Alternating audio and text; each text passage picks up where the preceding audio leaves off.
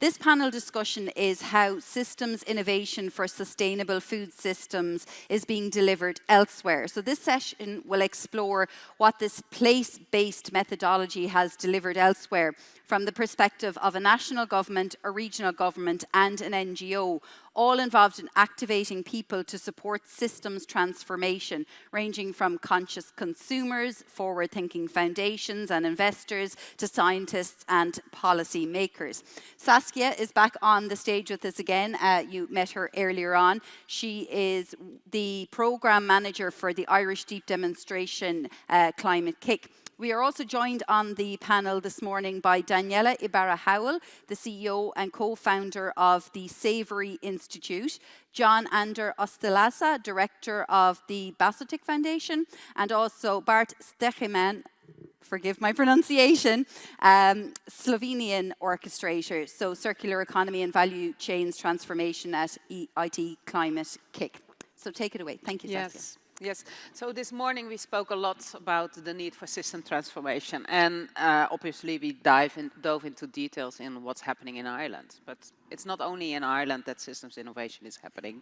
There are many places across the world that have very inspirational, very good examples of, transforming systems. Therefore, I'm very pleased with this great panel, and I will just ask each and one of you to introduce yourself a little bit. Can you describe in one sentence who you are and what you're working on? Also include where a little bit. All right. One sentence is short. Good. So Savory Institute is one of a group of entities that Savory represents, dedicated to the regeneration, tackling the wicked problems of land degradation, biological diversity loss in the agricultural grasslands of the world. So we have the Institute with the knowledge of holistic management brought by Savory, Alan Savory, into the world, disseminated through a global network of entrepreneurial hubs around the world. We have around 50 of them. And continue to grow. Is a pull strategy, just leaders around the world saying this makes sense, moving towards a more holistic approach to management at the grassroots level is very, very important. And then the other entities are dedicated to aligning policy and investment and market incentives to meet what needs to happen at the grass level rather than the other way around. So the equipment of the farmers around the world, mainly livestock agriculture in different settings. It could be Kenya, it could be Patagonia, Australia, United States, here in Europe. Each one I was brought up today by Kevin and others. Each context has its own unique cultural, political, ecological, financial contexts that need to be met and considered. So change can only happen in place. So we have a marketplace, a very long sentence. It's a very long sentence. A marketplace that we'll talk about, a market opportunity to create the investments, and then the financial aspects that I was talking about. We're going to dive in that shortly a little bit more deeper. Excellent. But first give the word to John. So what and where are you working on? Good morning to all. Apologies for my English. We are now launching the Basotik Foundation. It's a public foundation. We will try to promote a new forestry model in our territory that doesn't only focus on the economic aspects, but focuses especially on environmental ones too. So we can develop a more sustainable territorial politics, knowing that more than 60% of Gipuzkoa are forests nowadays. Yeah. Maybe just for the audience, where is Gipuzkoa? Where can we find it? Yeah, we have a pair of slides about Gipuzkoa and our council, so maybe later they will come later. Okay. Bart? Thank you. Bart Stegeman. So pronunciation was almost correct. Perfect. Thank you. The Slovenian Orchestrator of the Deep Demonstration Project in Slovenia, working with the majority of the ministries in applying the deep demonstration methodology, and among 5 value chains, so forestry, wood, manufacturing, mobility, built environment, and especially, this is why we're here today, also the agri-food sector. And trying to here also to find the synergies between the several projects from Gipuzkoa and from Ireland and build upon the best practices and the best way of thinking. Thank you, thank you. So, Daniela, first question to you, give you time for a little more elaboration. So, why did you start working on systems innovation, and what does it mean for you, for Savory Institute? Savory. Okay. So I started on the too many years ago. I'm Argentinian. I was working on the issues of desertification and land degradation in Patagonia and the west of my country. Then I went to New Zealand, working on the tassel grasslands there. And in every situation, we saw a decline in biological diversity, in ecosystem health, in farmers' profitability, mainly animal agriculture. And the solutions that were being brought into play were either ecologically were not working anyway, but they were socially or culturally not sound, or economically they were not going to be viable or scalable. So the question started to be, what are we missing? And I came across through the work of Alan Savory, holistic management, as a framework for decision-making and management, but also in the procedure of holistic plant grazing, which basically looks at the complexity of a farm or a land base. It could be a community land, like in Kenya, many people living on the same piece of land. And how do we shift the way we manage the land, looking at ecosystem processes and managing animals in a way that reactivates the biological power of those processes rather than depending on input. And so the innovation came from Alan Savory.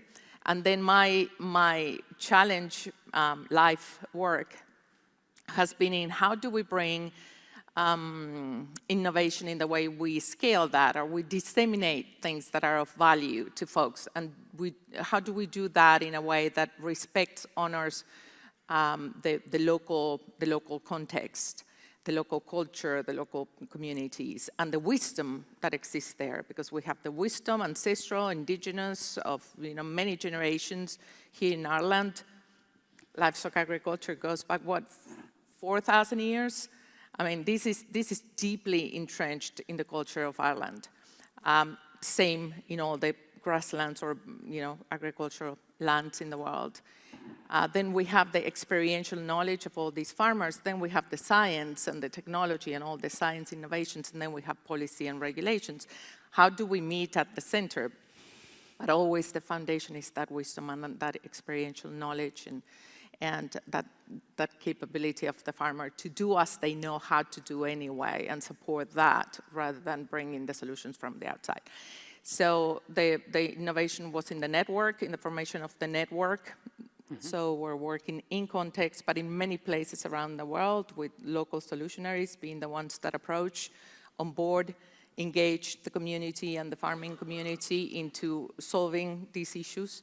And we bring the holistic framework and the holistic plant grazing, the procedures and the pieces that are part of the body of knowledge that we carry forth. And then we understood, well, market forces are very important to accelerate, de-risk it for the farmers. The farmer that mentioned today is very disruptive, it's very scary. Farmers love to farm. That's what we do. I ranch for 20 years. We love farming, and we know how to do it. If we're not told, restricted too much, we will store the resources because it's the source of our livelihood. So very, very important to bring market incentives and policy incentives that de-risk any change that is expected from the farmer. So we have the land market program. So basically, we support the farmers to do what they need to do. We measure the outcomes. The idea is net positive outcomes, ecologically, hopefully socially, and economically too. And then we connect with the marketplace, with those brands, buyers, consumers that see the value of a more ecological, net positive outcomes from an ecological point of view, from a social point of view, and put that incentive in place. And then bring in the investment, innovation as well, in mainly in the carbon capture space, because with all the data, as you measure outcomes, you have all this data that can be then packaged in a way that can be traded in the marketplace for additional revenues for the farmer. Okay. So that's the systems approach to supporting farmers they need to do in their own context. Yeah. Very inspirational, I think. And if you look at the coverage across the world, very big impact that you managed to achieve. So I have a question to John. Yeah, also you are applying systems innovation in Gipuzkoa area. So what does it look like for you? And can you relate to some parts of what was just been told? Okay, so if you don't mind, let me just give you a bit of data about Gipuzkoa.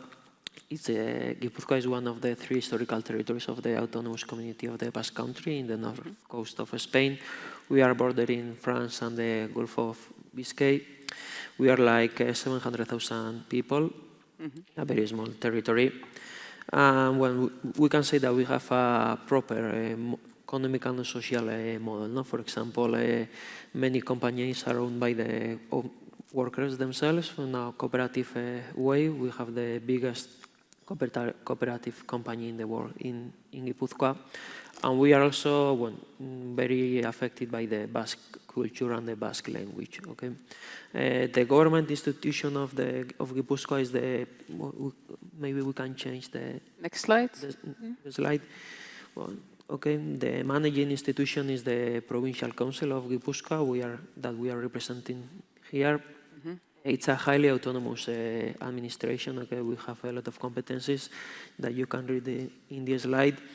And the council, has promoted an initiative called Building the Future, Etorkizuna in Basque, and its aim is to promote an innovation system from a kind of a perspective view. Okay, it's our way, our formula to boost a collaborative governance model in order to answer what we have called a crisis of democracy.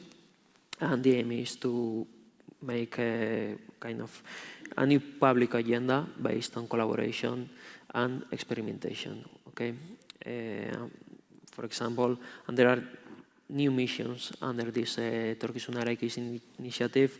One of them is related to the topic we are discussing now, called 2040 Gipuzkoa, so we can have a sustainable, healthy, accessible and competitive food system that maximizes the potential of a local production and promotes responsible consumption.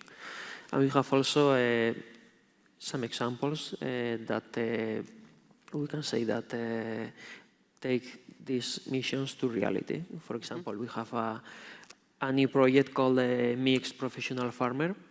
Nowadays, there in Gipuzkoa, farmers are owners of the farm and the land, but you know, in these last years, many of them started working in factories, offices, so they don't have time and resources to keep the activity of the farms going on.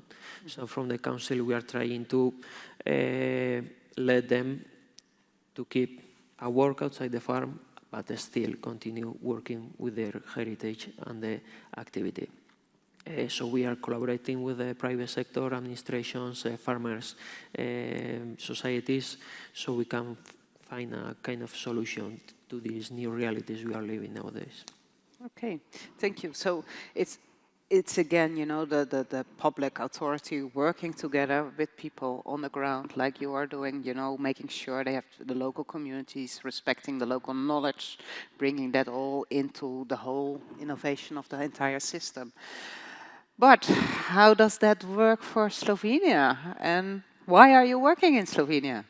Now basically I'm very proud that the Slovenia decided to go in a partnership with Climate-KIC, especially Slide, please. addressing the need and the wish to become a fully circular and regenerative country, and basically knowing that they don't know how, but the willingness of executing this. So why did we enter in with our systemic view? because the acknowledgement as such that linear or parallel measures, activations, are not productive, are not reaching the goals that they have been set.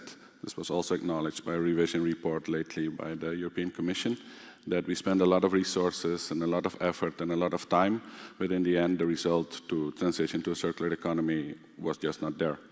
And the systemic approach that we also apply in Slovenia will give, it's like, from the start, it's like this peat fire. Yeah, you don't see it, and it's under the radar for a while, and then it creates basically a hockey stick, so it opens up like a fire, and it creates a hockey stick of results. And I think this is one of the biggest powers of a systemic approach, that it's not counterproductive, so it's aligned with all the levers of change that we already heard before, and it is able to create added value, with lowering the emissions that you want to achieve. And my personal frustration was always there, that how come that a country with so much resources, natural and human capital, is not able to flourish as well as, let's say, neighboring countries who are similar. So that's why I think the systemic approach is the reason for Slovenia to move on forward. Specifically on the food value chain, Slovenia has a particular landscape where, maybe slide 1, just to give a presentation of that one, where 60% or close to 60% is covered with forests. It's very mountainous and a hilly country, and if we only look at the agricultural space, we are quite limited. So it adds up to the complexity, but it might steer us also to just focused innovations in the areas where we are allowed to. Because next to the, let's say, geographical part, we also have 30% areas who are Natura 2000. So we have a lot of already existing kind of boundaries where we need to innovate to make them, basically to bring the actions there where they're needed. Also, you see that we are quite at the end of the European part in farmland per capita. And then if we can go to slide 2, we basically want to increase the self-sufficiency in the food value chain in Slovenia, because currently we are quite strong in dairy and beef, like in Ireland, and we are less self-sufficient on the normal crops and vegetables and fruits. So how to approach this challenge? Also from the light from a healthy diet and a sustainable one, what can we do? So we basically, with the whole landscape, we came up with 3 parts of the value chain that we wanted to focus on. So one is the primary production. What can we do there? The middle one is the collaboration among the stakeholders, so from farmers to cooperatives to retailers. And then what can we do to increase the demand for the sustainable, healthy, locally produced food? And I think that what we have seen, that embracing this approach and seeing, because we agreed those 3 elements basically with the whole landscape. So from retailers to farmers, cooperatives in the middle, and the academic world supporting us, that this is the way to go.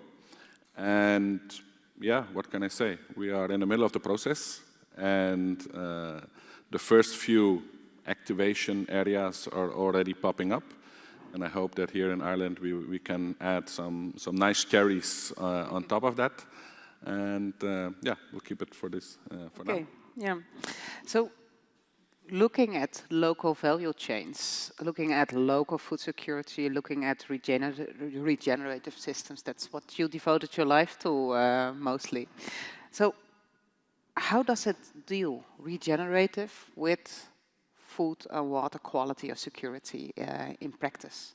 And maybe also addressing maybe a little bit, you know, the inspiration for the local supply chains, because I think that is helpful. Yes, yes. Yeah. Well, regenerative agriculture became the buzzword in 2015, I think it was, with COP 15 Paris, the 4 per thousand it was recognized, not that we didn't know it was, but it was institutionalized as a solution to the climate challenge. So on one side, we need to reduce emissions. On the other side, through regenerative agriculture, through an agriculture that fosters life, we can increase the removal of emissions, the removal of carbon from the atmosphere via the photosynthesis process. So the whole idea is you move to an agriculture, and when we talk about food and fiber from the land, you could say waters too, that fosters diversity, that fosters soil health, you all know these, that fosters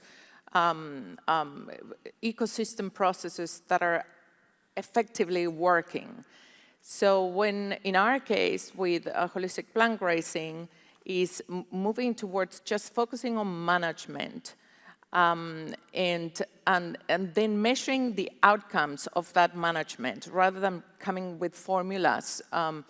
And management is, you know, it's very adaptive. So all the variables are changing all the time. So it's very hard to go ahead and try to explain how it is when you do research in which you have to keep things sort of fixed and move one variable.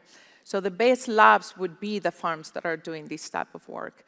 So it has happened that in a lot of our farming communities, they say, we're doing regenerative. You know, our very proud grass farmers in New Zealand or Uruguay or Argentina in the Pampas, we know how to do it.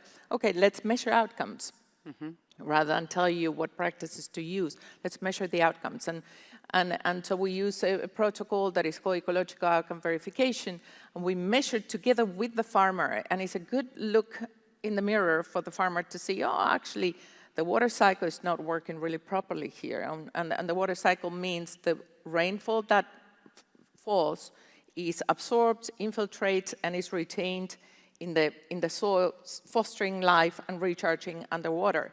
What is happening now, because of our current models, most of the water that falls runs off or evaporates. Very little effective rainfall stays supporting food production or nature expression manifestation. So we measure the outcomes. The farmer can adjust his management or her management, their management, and at the same time, that data, and we can look at the lagging indicators, leading indicators, the ones that move quickly in farm management, the lagging ones like carbon, that is now the one that is recognized in the market as tradable, is a lagging indicator, so it comes later. So as long as we see the leading indicators moving in the right direction, we can be certain that carbon is being sequestered in the living systems, in the soils, in the plants, in the animals, and cycling back properly because you have effective ecosystem services. So now the corporates that are supposed to also engage and investors that are supposed to meet the targets and the commitments of these days predicament, so they say, we want to find where are those sources of raw materials, meat, dairy, leather, fiber, wool. We want to know where they are. How do we find those folks? And so introducing them, and that's what Land Market does, putting them in touch and looking at the supply chains to make them shorter and more transparent. So going into this idea of relational value networks rather than these long supply chains that a brand goes to a processing facility to get the meat or the leather, and the farmer sells in the commodity market to get to that place. No one wins, and no one knows where it comes from. Now we start connecting them. Here are all the farmers that are doing really good stuff, and not only in terms of practice, in terms of outcomes. Here is the data that you need. Now let's make sure we follow that production to the buyer. In some cases, it's the consumer, but in many cases, it's global supply chains for food and fashion. And now those corporates are saying, okay, this is good for me. I can tell my consumers, and they have big megaphones and marketing departments and budgets, I can tell the world I'm sourcing from regenerative farms, verified to be regenerative. So their claims are backed by science, by data. and I will use this data and insert it into my supply chain accounting. So those type of things are starting to create the incentives also for the corporates to say, may I know these farmers? Because I would like to invest in them to continue to do these things. So then I can tell the world, like the little ag booty that showed up in New York saying, you know, we are supporting biological diversity and farming communities and such. So I think water security, food security, all these pieces come just with the practice or the implementation of net positive outcomes, regenerative agriculture. The market can help reward and accelerate and incentivize that type of management. Yeah, and that the data really helps into providing transparency and increasing maybe also a little bit trust. And this is a question that is a little bit different than we prepared, but I'm going to ask it to Bart. So data, monitoring, having insights into the system, into the local systems, how important do you think that it is, for instance, to set up local supply chains? It has a few levels of trust, let's say, questions in that question. So what we have encountered also within our process, that especially at the consumer side, we are overwhelmed with all kinds of stamps on products. So you have bio, eco, healthy, all kinds of stamps that want to basically make the consumer buy your products. So this is one issue, which we have also seen that it basically lowers the trust in those stamps and in those labels that are put on. The next question is, okay, how valid is this data? And what are the systems behind in tracking it to, let's say, the source?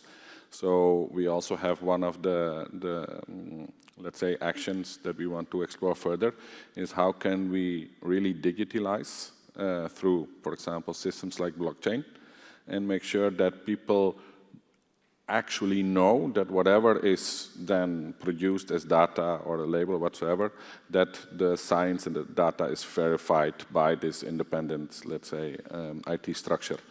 And I believe this is one step in the future. Of course, we should not forget that this can be also a very deceivable marketing tool. So we need to really look at this part.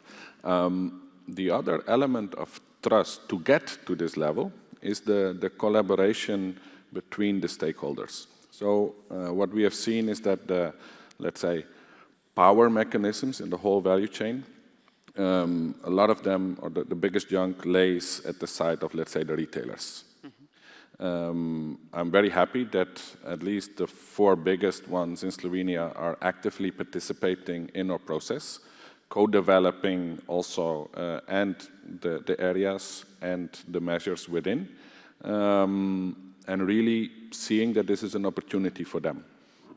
And a few interesting outcomes that we had not foreseen is that since we started in last year's March, at least 2 of the supermarkets have come now up to us and to one of our, let's say, key champions with a request to do a climate impact forecast of their products. Because they have been to our workshops, they have seen what we're working on, and they got quite enthusiastic. And they see this as a very big opportunity to show that basically they are involved with the local farmers, they are involved with the local food producers. And this is quite recently, it's like 2-3 weeks ago that this just popped up. And I'm basically very happy that this is happening as a kind of a sideshow of what we are doing, like this, again, this peat fire that's on the ground, and then all of a sudden it pops up. And I think this is the strength of a systemic approach and having them very close. Another trust item is, maybe we can go to slide number 3. And on a personal note, I come from a manufacturing perspective. And a few of the activities, how to research an issue, yeah, in the, let's say, Lean Six Sigma approach, is a 5 times why question. So you have a problem, yeah, you ask why, and then you go deeper and deeper and deeper to really find the root cause of the problem. And during my career, people tend to get annoyed by this way, and I even got, when I left one of the biggest retailers in Slovenia, a nice book from Simon Sinek, yeah, Start With Why. But this is exactly what we do with our iceberg model. So everybody is currently really aware of the climate crisis and the impact, etc. of it, yeah, but nothing is really happening. So what we try to do with our stakeholders to get really to the bottom, yeah, the root causes of why certain things are not moving in one direction, or why do we culturally do things differently. And from this process, together with all the stakeholders, we really get to insights, yeah, that might help us changing paradigms in the last level. And to come to that level, we needed to create a safe space so that really people could speak up, see Climate-KIC as an independent, basically, orchestrator and helping them. And this basically increased the openness of all the players who were at our workshops. And you see that trust is built, because in the end, we all want to focus on the same goal. Everybody has sometimes opposing views, and when this occurs, especially retailers, farmers, or the middle cooperatives, yeah, we facilitate, we discover, and opposing views appear. And exactly at those points where opposing views appear, we find an area for innovation. So we are not going to fight. We're going to together find a solution at the points where we find an opposing view. Because a lot of times, exactly those opposing views are stopping us from moving forward. So this is our aim, and we see that this is embraced, because it's not a lose-lose variant, it's a win-win. Okay, thank you. Very interesting. So this is, I'm going to open up this for the audience in a minute, after next question to John. So what Bart just described about data, insights, it's a lot about learning by doing. And that is basically what the deep demonstration approach is all about. So what has been your experience with this whole learning by doing approach, and how did it help you to come with policy innovations, for instance?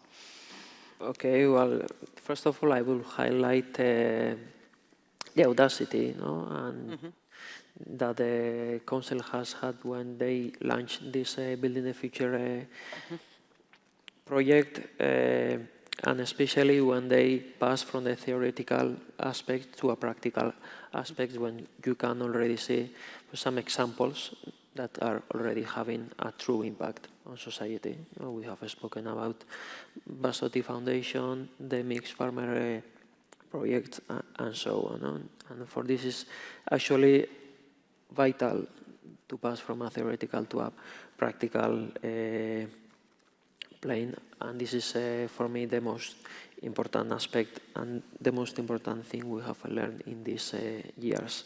Secondly, I would talk about the support shown by the actors that have participated in the initiative.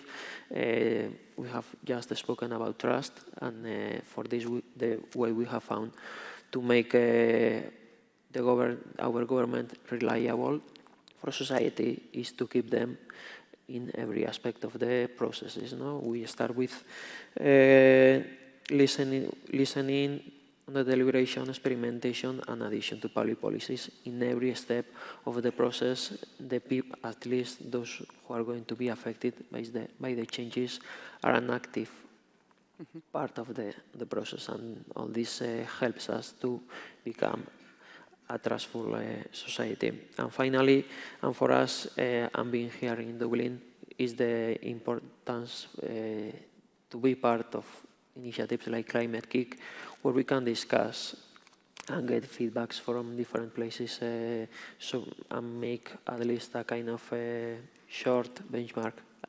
exercise with all of you. Okay.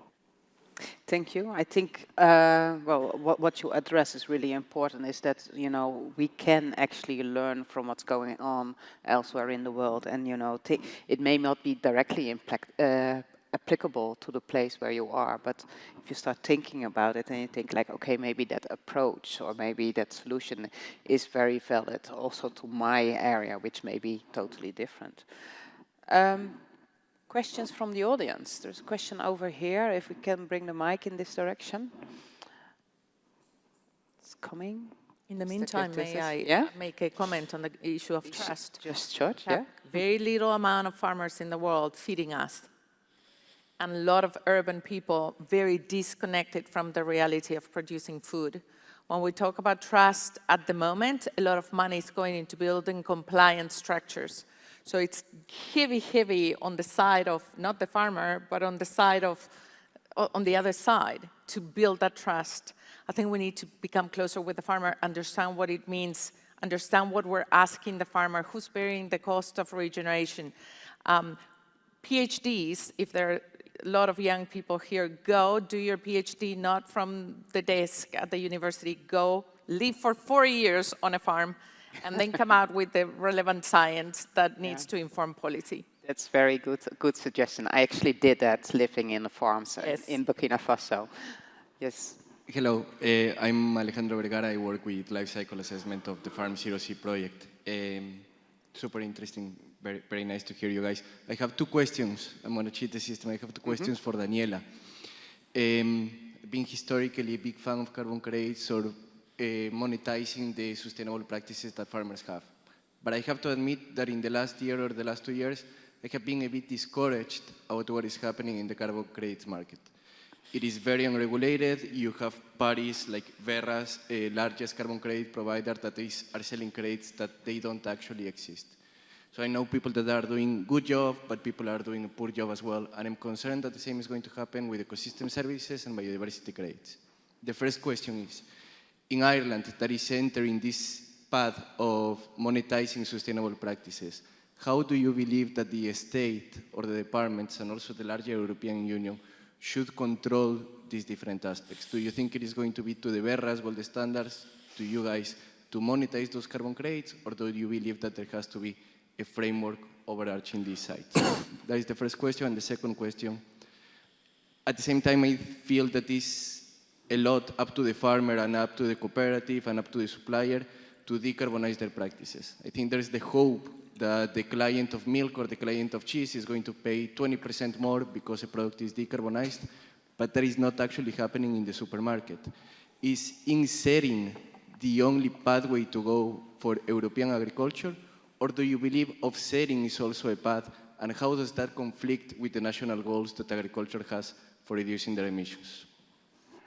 You will have to help me with the second one. With the second one, I'm not sure if I capture. So then she will try to paraphrase your second question. For the first one, I agree with you. The carbon markets are very flawed, very flawed.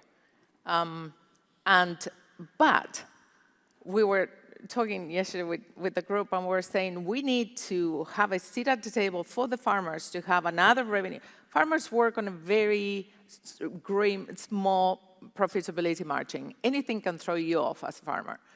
It doesn't rain, it rains too much, the market prices go up, the policy goes, and it's the livelihoods of those who are feeding us.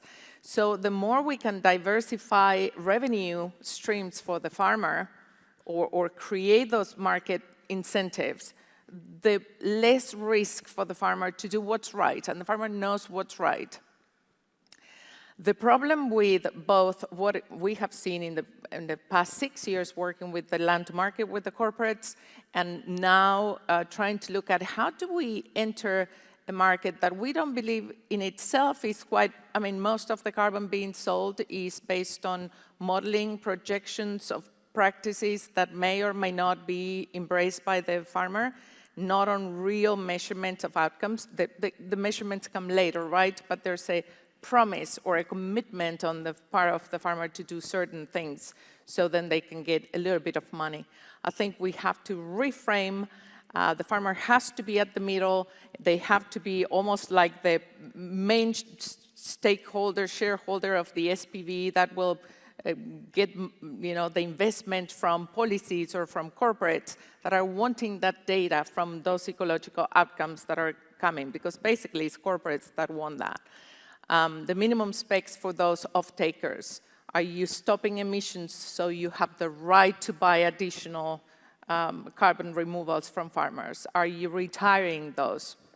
Or is it getting into more of a speculative market type thing? So there's a lot of flaws that we need to address. At the end of the day, if we sit at the table and the farmer sits at the table and everybody can understand the biological, not the technological, chemistry, marketing aspect of farming, the biological aspect of farming is the greatest opportunity we have today through regenerative agriculture to capture displaced carbon and displaced water in the atmosphere, creating climate change, and put it back into the life-supporting systems, which is the farms that are feeding us. So if we can do that and get some of those revenues coming back to the farmer, it just makes it easy for the farmer to be at the table and having those conversations. So as flawed as they are, I think we still need to try to tap onto that and make it very transparent. Yeah. I'm not going to tap into the final question because our time is almost finished. I give each and every one of you the floor. You know, what are the 3 needs that you need to get really started with systems innovation? Would you like to start, John? No. No, you.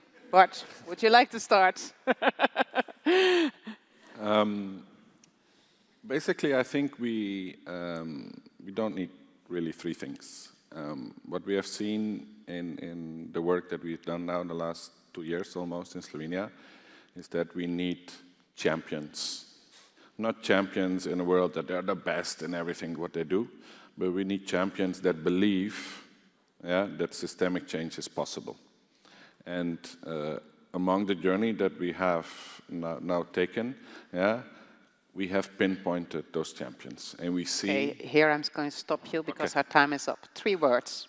I was going to say market policy and management, but I'm going to say, no, I'm going to say intimacy. I'm going to say poetry to start embodying the pain and the opportunity and the beauty of these. And I'm going to say crucial conversations that are not being had. Crucial conversations. We need more tools to help collaborative models. Collaborative models. So collaborations, champions, and poetry. I think that's a good summary of it. So thank you very much, my panel, and thank you for the audience. Please give them a warm applause for that. Thank you. Very good. Thank you very much, Saskia, and to our panelists for very interesting and very passionate discussion. Thank you very, very much. We're going to...